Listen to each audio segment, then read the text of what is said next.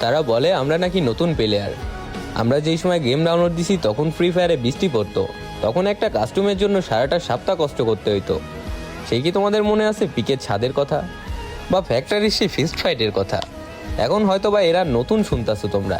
হ্যাঁ, তোমরা নতুনই শুনবা, কারণ নতুন প্লেয়ার যারা আসো তাদের এই সম্পর্কে কোনো ধারণাই নাই। একটা সময় ছিল আমরা বিমা শক্তির ওই টাওয়ারের উপর র্যাঙ্ক পুশ করতাম, আর এখন দেখো র্যাঙ্ক পুশ নিয়ে কারোর মাথা ব্যথা নেই, সবাই প্রো প্লেয়ার, সবাই সবাইরে কাস্টমে চ্যালেঞ্জ দিয়ে দিতে পারে। এখনকার প্লেয়ার তো কাউরে কেউ সম্মানই দেয় না, বাট আগে আমরা যদি 1v4 ক্লাস করতাম আমাদের বিগ ফ্যান কয়ে কয়ে চিল্লাইতো সবাই।